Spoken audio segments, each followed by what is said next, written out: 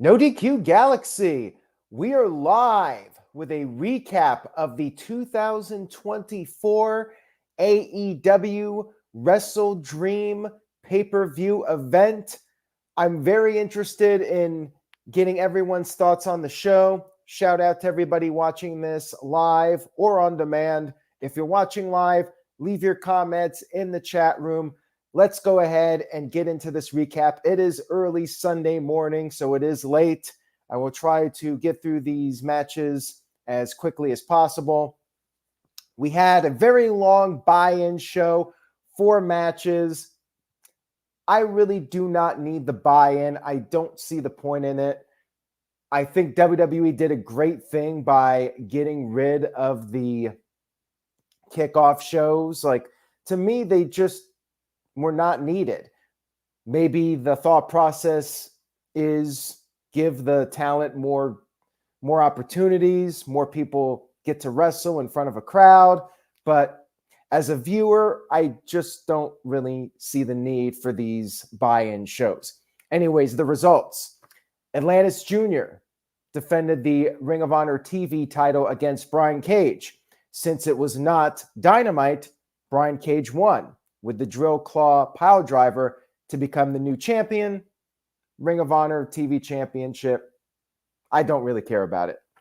Second match, Anna Jay versus Harley Cameron.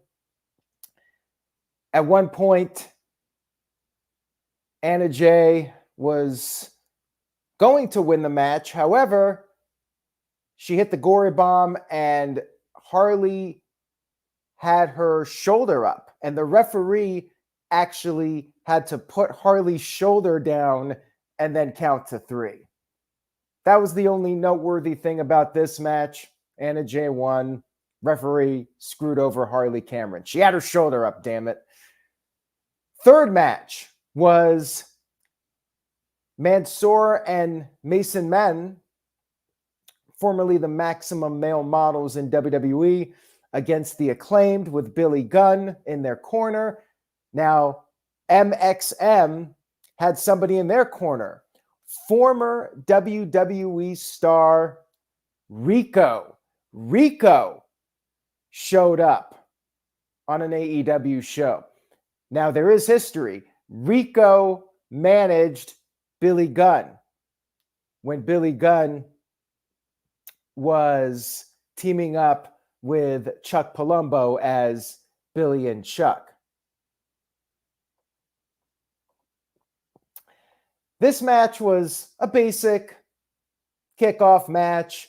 You had Rico interfering on multiple occasions. He eventually got what was coming to him. Billy Gunn took him out with the Fameasser, and Max Caster pinned Mansoor with the mic drop. We had AEW president Tony Khan out there with Antonio Inoki, the grandsons of Antonio Inoki, I should say. And they paid tribute to Inoki. The show was called WrestleDream in memory of Inoki. And then we had our fourth match of the evening, Orange Cassidy, Kyle O'Reilly, teaming up with the Outrunners versus the Dark Order and the Premier Athletes. The Outrunners seem to be gaining more and more momentum with every passing week. They're entertaining. I like these guys. It was another basic match that could have just been on TV, didn't even need to be on the buy-in, but hey, the Outrunners get a nice little spot on the buy-in show, and good guys got the win. No surprise here. Outrunners actually finished off Daivari to score the victory. I'm happy for them. Will they be anything more than a flavor of the month? That remains to be seen, but right now they're surprisingly one of the hottest acts in the company. They're basically a throwback to 1980s bodybuilder tag teams. They're kind of like the Mega Powers, always flexing. They do the handshake, and they ham it up for the camera. I like them. I'm an 80s kid, so it's a nice little throwback. All right, let's get to the main show because it is past midnight. I will give my thoughts on each match. I'm not going to say too much. If you really want detailed results, head over to NoDQ.com for all the results from the show. And Sunday, I'll have a lot of news up on NoDQ.com, so stay tuned for that. Apparently, I'm an E-drone, according to some people on Reddit, for commenting on the referee shoulder deal in that match with Harley and Anna Jay. But hey, it is what it is. All right, so first match, Hangman Adam Page versus Jay White. I thought it was a good opening match. Now, I feel it was counterproductive for Hangman Adam Page because Page won at All Out in the main event. A brutal match with Swerve Strickland.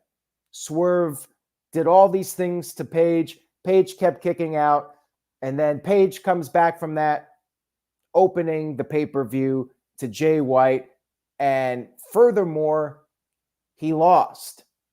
He lost clean to Jay White. Now listen, I'm a fan of Jay White getting a push, but I think he could have been somebody else besides Hangman Adam Page when Page is coming off the biggest win of his career, quite frankly. I mean, even more than winning the world title, beating Swerve in the main event in one of the most violent matches we've ever seen in AEW or wrestling, period.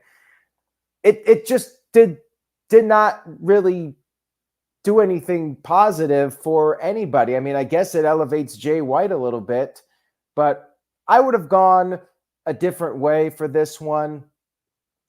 It was a competitive match, and Page's knee was hurting, and that was ultimately his downfall.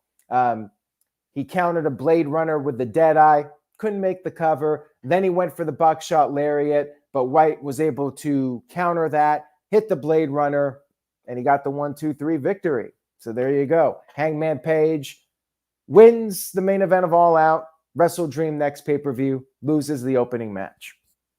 Hey, Tony Khan is in a position of power, and he seems to know what he's doing. He got his television renewal, so what do I know? We had Mariah May versus Willow Nightingale for the AEW Women's Championship. Usually AEW with 15 matches, and I guess we technically got 2 matches because we had the Harley and Anna Jay match, but this was the only women's match on the actual pay-per-view, and it was pretty solid. It was a good match between these two. Willow definitely looked good in this one. She busted out the pounce early on, but Mariah was able to gain the upper hand for a while. Then Willow turned the tide in her favor, put on a submission, and took Mariah's head and drove Mariah's head into her own knee. That was pretty creative. And then Mariah was able to avoid a moonsault from Willow. And then Mariah came off the top with a missile drop kick. She hit the Mayday. Willow kicked out of that. Then Willow regained control, hit the Death Valley driver in the corner. Mariah kicked out of that. And then Mariah countered a power bomb out of the corner with a Hurricane Rana, and then finished off Willow with the Storm Zero. I enjoyed it. It was a good match. Mariah picks up a big win here, so good for her. And now we just wait and see when Toni Storm actually makes her return. And yeah, I do feel bad for Willow because she's on a little bit of a losing streak, but she still has the fan support. She's almost like an underdog at this point. Maybe she'll finally get her win at some point. All right, next up we had Jack Perry versus Katsuyori Shibata. This might not be a popular comment with some, but my wife was watching the show. My sister-in-law, we were watching it. And Shibata. So before Shibata comes out, my wife's like, okay, who's next? Who's next? She was kind of into the show a little bit, but then Shibata comes out and her exact words, not interested. And she's like, what's up with this guy calling himself the wrestler? Anyways, this match was for the TNT title. It was a good match. I mean, it wasn't bad. It was your standard Shibata match where, you know, he's absorbing all the blows. He's brushing off Perry's chops. It's the strong style stuff, the Japanese strong style that we see it pretty much every match with these guys. It was good. Nothing too special, though. Solid undercard match. Went back and forth for a bit. And we had an awkward finish. I wasn't really a fan of this finish, and the crowd was just completely confused by it. So Shibata made his comeback. Then he puts on this sleeper submission on the mat. However, his shoulders were down, and because Perry was above him, it was a 1-2-3, and Shibata lost. So you call yourself the wrestler, and you put on this move, but you have your shoulders down and you lose. What? Who thought of this? Yeah, I was not a fan. I mean, this really made Shibata look like an idiot. I think we have to take away the wrestler moniker for her. We should call him the idiot from now on. Wow, this was awkward, and the crowd just didn't know what to make of it. They booed the finish. And really, this was all just a backdrop. I mean, this was just forgotten about very quickly. Because after the match was over, Jack Perry grabbed the TNT title. He was going to use it on Shibata, but then Danny Garcia showed up. Garcia came in the ring, and then we had a surprise. I mean, Garcia coming out there wasn't really a big surprise, but MJF is back after doing his movie, the Happy Gilmore sequel with Adam Sandler. MJF came back, and when he came out there, Perry hit Garcia from behind with the championship, and then MJF beat the crap out of Garcia, got on the mic, cut a promo about making movies, and then said that he found the Dynamite Diamond ring and he was ready to use it. And then we had another return. Adam Cole is back, baby. And not only that, but apparently he's cleared to wrestle.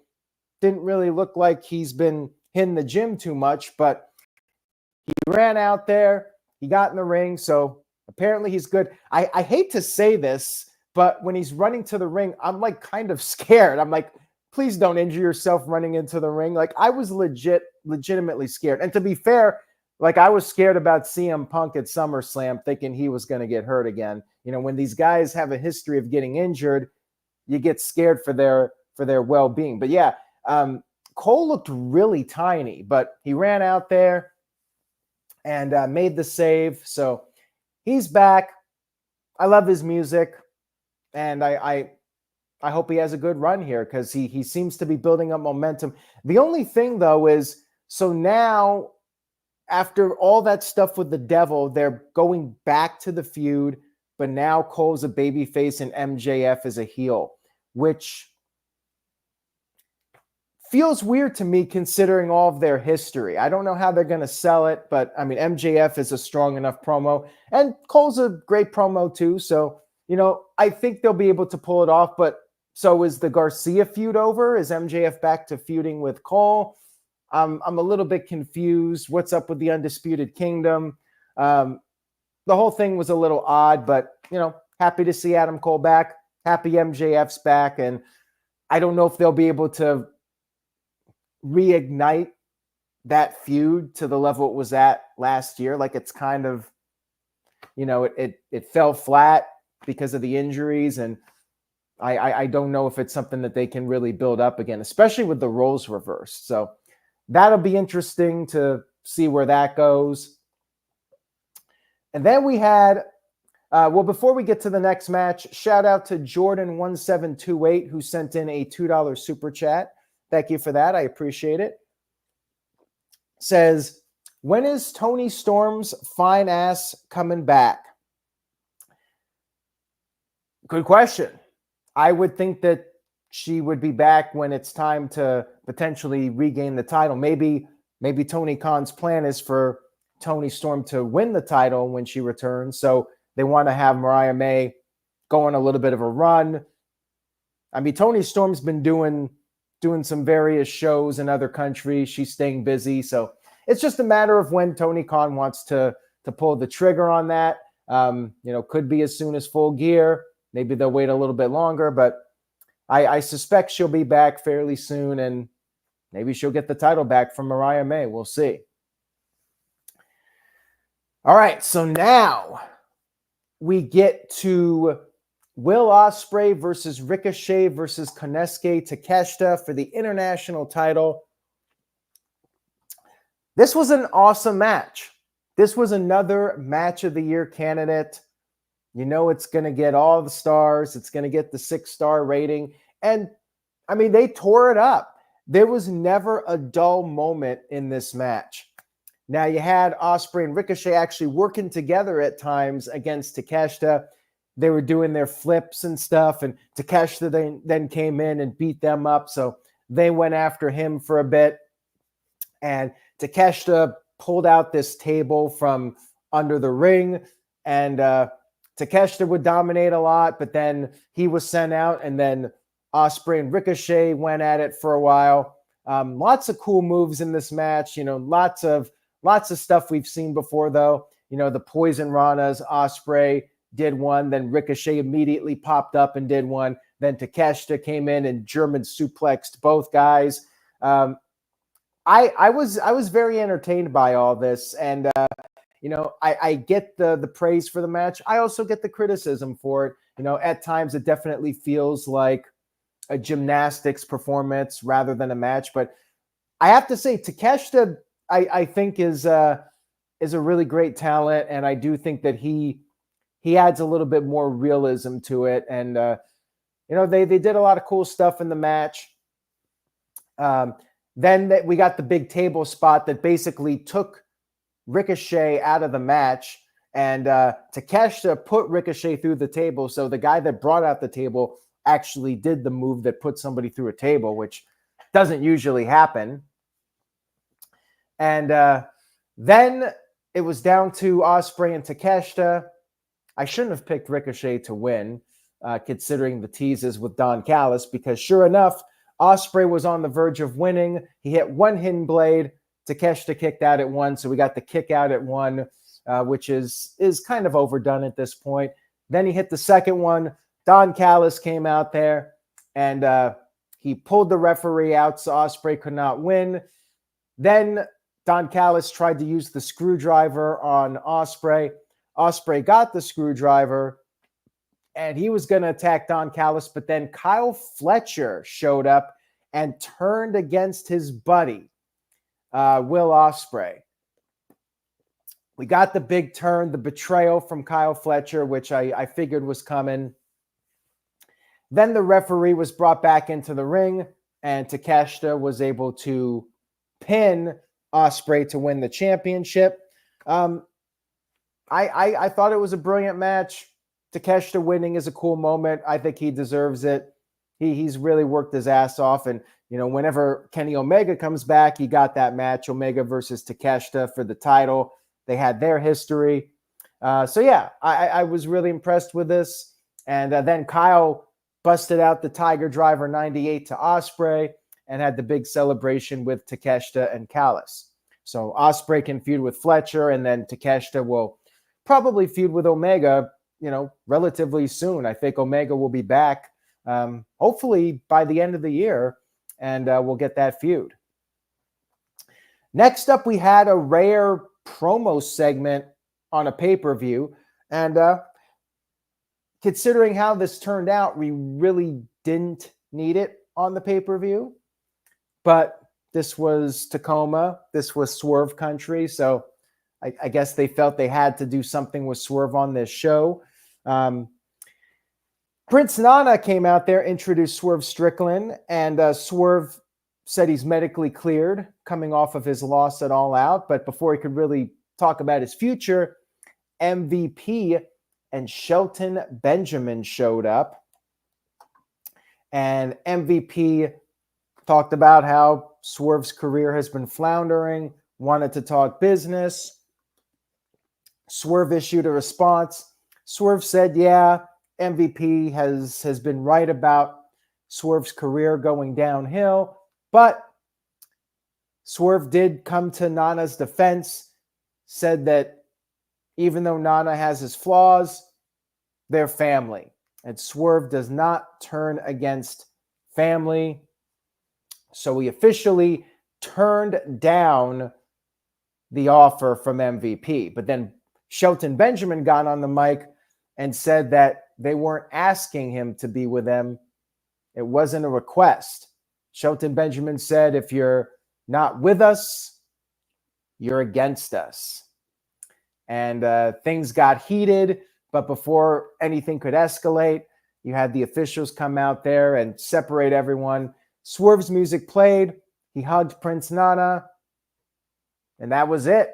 No Bobby Lashley on the show. I thought for sure Lashley was showing up on the pay-per-view. You know, that feels like a pay-per-view moment. I think they should save it for a pay-per-view. So I'm wondering if we are going to see it at Full Gear and they're going to hold off on it a little bit longer. I was a little surprised by that. And because of that, I don't necessarily think this was needed on the show. But again, because it was in Tacoma, Swerve's neck of the woods, they decided to do the angle here. And it was actually a good little break from the Ospreay match because anything following that would have a really difficult time. And because it was a promo segment with Swerve, you know, the crowd was into it. Next up, we had Hologram versus the Beast Mortos in a 2 out of 3 falls match. In other words, a 20-minute or so lucha match to try and get over Tony Khan's pet project, Hologram.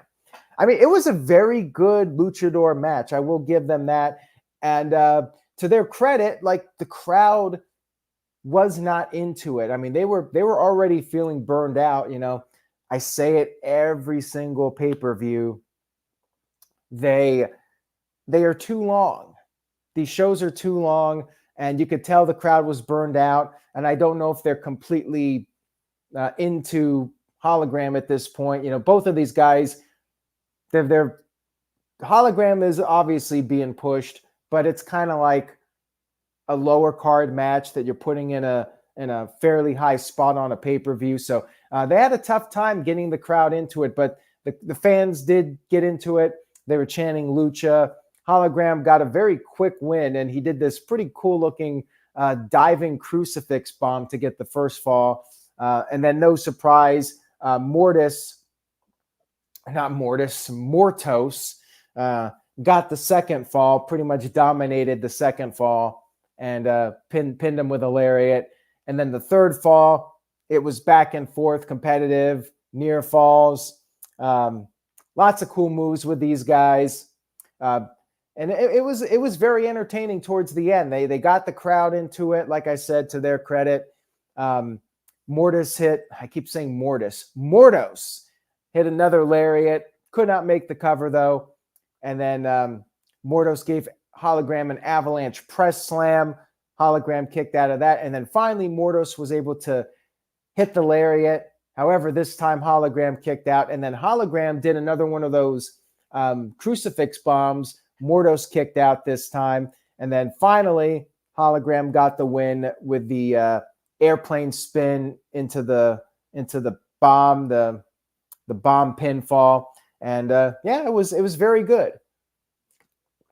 I don't necessarily know if I needed this match on this show, but it was a very good match. And I still don't know if Hologram's going to be this big superstar that Tony Khan's trying to make him, but I enjoyed it. And you know what? Having a lucha match on the show was a little bit of a change of pace, and I'm totally cool with that. Next up, we had Darby Allin versus Brody King. And this was a good match, but I feel like the only reason this match was on the pay-per-view was because, well, Darby Allin's a Washington native. He's from the Seattle area. So they had to do this match with them so Darby can have a big moment.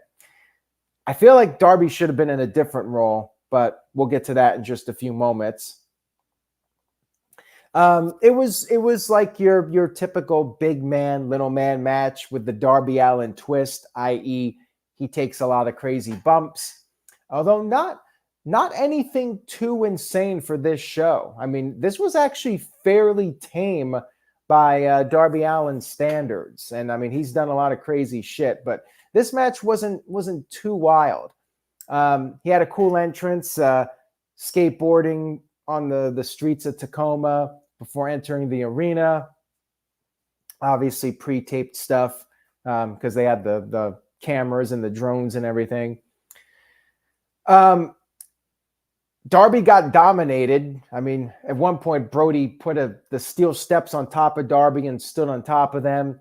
And after several minutes of being dominated, Darby made his comeback, did a bunch of suicide dives, came off the top of the coffin drop, but then Darby lost momentum.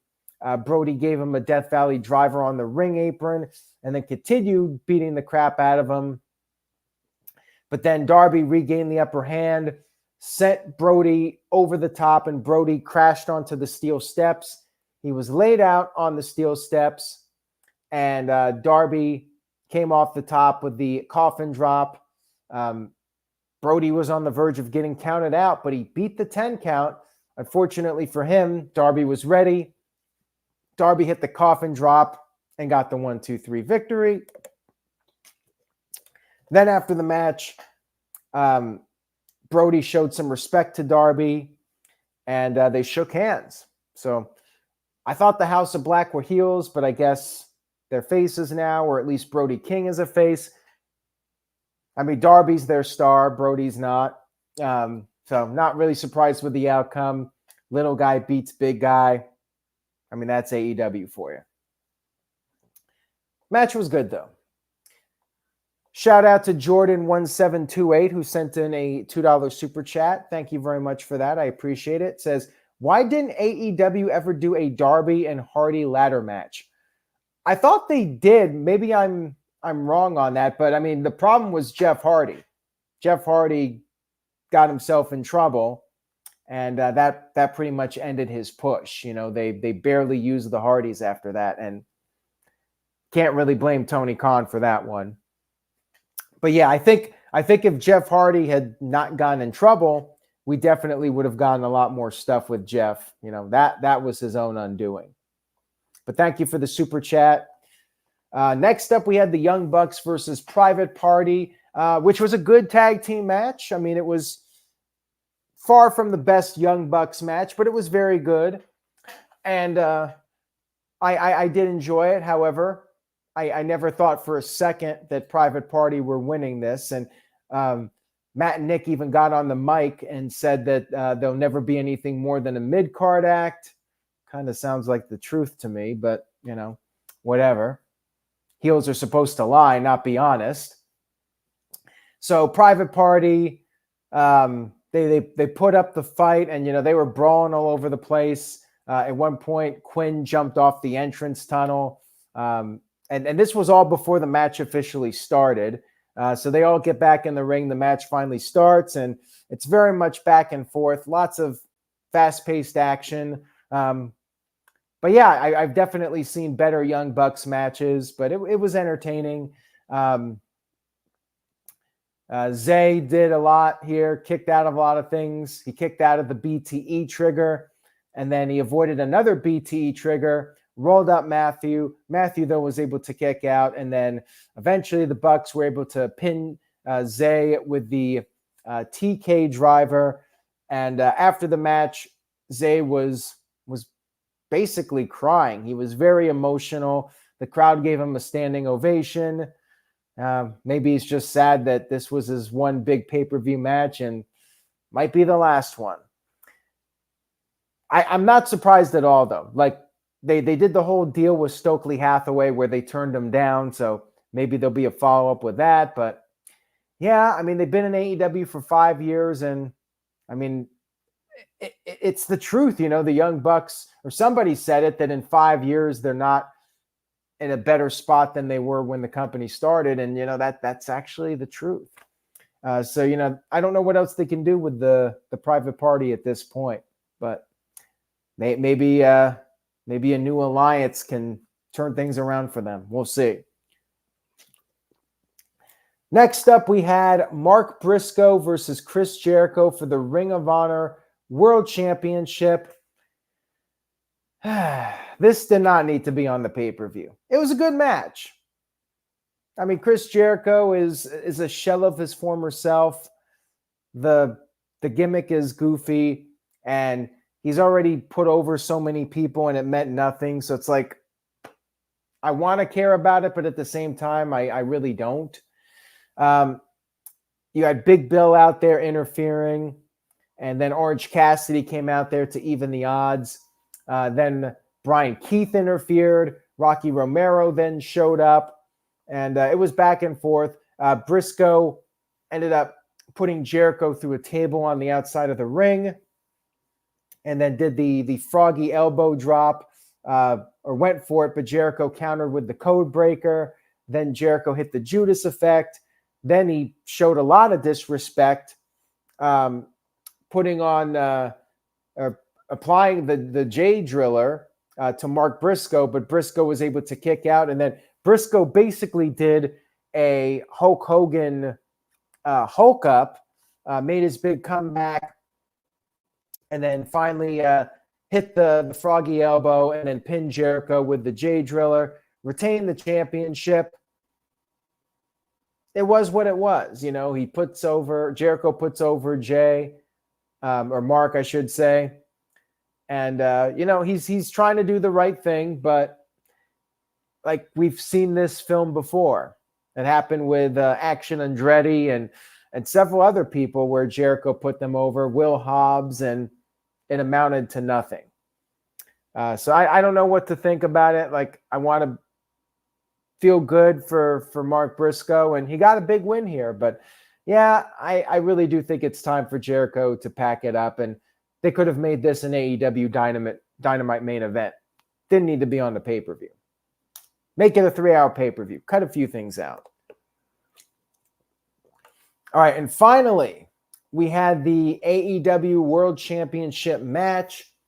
Bryan Danielson versus Jon Moxley.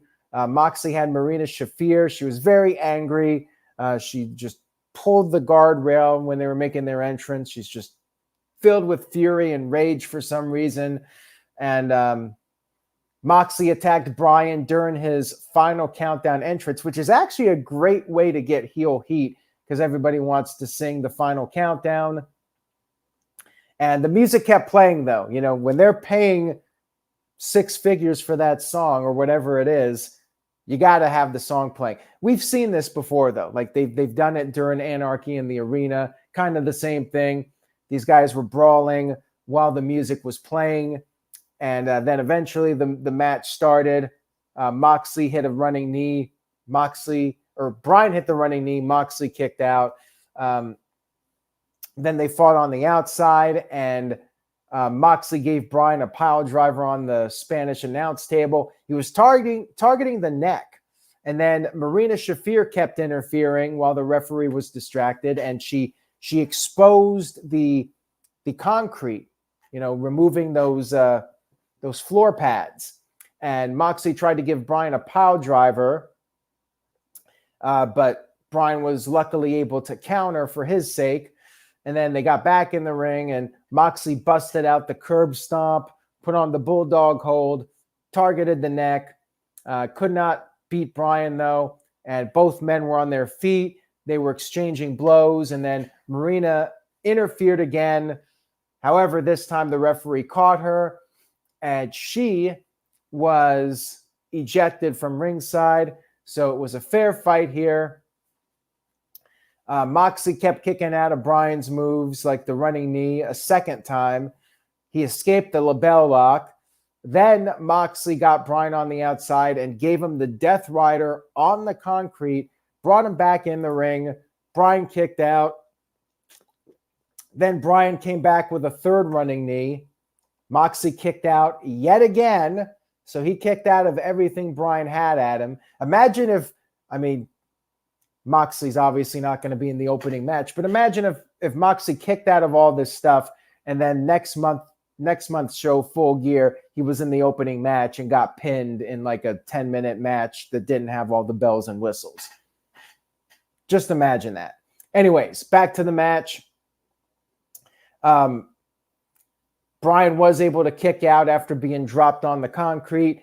And then Moxley hit another Death Rider. Bryan was able to kick out at 1. So he got that adrenaline, another kick out at 1. Then Bryan spit in Moxley's face.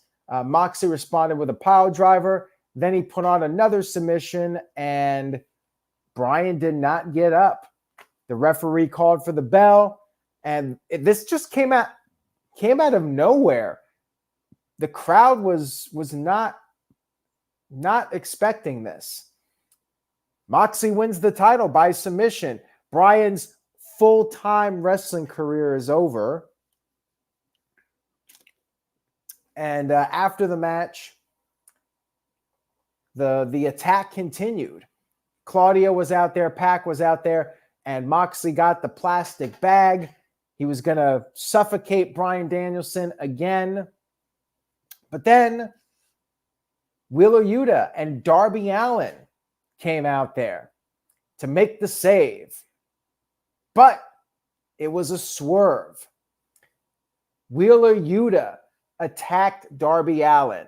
So the question is, was that whole deal with Wheeler just acting on his part? They were trying to act like maybe he was really in cahoots with them the entire time. So Wheeler Yuta is officially back as a heel with Moxley's group, whatever they're calling themselves now. And then he took the plastic bag and he suffocated Bryan Danielson again, just like All Out. So they did that really shocking angle, and then they come back with it again. And it just doesn't feel that big of a deal now because they already did it. And plus, we were supposed to see Bryan get his revenge here. So Bryan loses in Seattle/Tacoma in his home state, not to a babyface, but to a heel. They got the heels dominating, and then Claudio put a chair around Bryan's neck, stomped on the chair. Then we have the officials coming out there. Why they didn't come out right when the plastic bag was brought out is beyond me, but wrestling logic for you. The wrestlers finally show up, too little, too late. That's how it typically goes. And then a stretcher came out, and Excalibur was like starting to cry on commentary. It was kind of a little bit over the top. He's straight, oh no, Bryan. It was funny though. Not supposed to be funny, but I was kind of laughing at it. And they had the stretcher out for Bryan. The arena's just quiet. Man, I don't know what to make of this ending. Like, is this good heat, or is this heat that's going to turn more people off AEW? Like, where does this go from here? Is Bryan actually going to come back and, not be full-time, but have one more match and beat Moxley? Like, I feel like I would have rather had seen Bryan versus Darby in the main event, and Bryan puts over Darby clean to give Darby the rub and raise his hand at the end and create that feel-good moment and try to create a new star. Moxley doesn't need the title at this point. I just don't know what it accomplishes long term. I mean, I guess Bryan does come back and beats Moxley and gets his win, and that's how he wraps up his career. I don't know. No Shane McMahon, so they don't really have that buzz. Yeah, I don't know if I'm a fan of how this show ended. Like, I don't know if it was good heat. Instead of like, man, I want to see Bryan come back, it's like they acted like his career's over and he's going to honor that stipulation. And I'm just thinking, like, I don't really care what happens next. Like, I'm just not really that interested. I wanted to see Shane McMahon. I want there to be a reason why they've even done any of this stuff that they've done. And they never really gave a good explanation as to what their motivation is, why they turned against Bryan, and why they wanted to put him out of his misery. I don't know. Very mixed feelings on the ending. I guess, it's once again a scenario where you got to let it play out. Jordan1728 sent in a $2 super chat. Thank you for that, Jordan. I appreciate it. Says, is Shane McMahon coming? Also, top 3 Rock feuds. Well, top 3 Rock feuds, I mean, Steve Austin, Triple H, and Mick Foley, Mankind would be my top 3. Maybe John Cena would be 4, and time will tell if Roman Reigns becomes a top feud. Overall, I thought the pay-per-view was good, but my usual issue, too long. I didn't care enough about several of the matches on the show. The match that I thought was going to be the show stealer, the triple threat, was in fact the show stealer, had the most interesting storyline, and I think as far as just the in-ring quality was the best match. So that was definitely worth the price of admission. And you did have a lot of good matches on the show. I mean, I wouldn't say there were any bad matches on the main card. But now that it's all over, like, I don't know. I'm just not feeling much buzz from this show.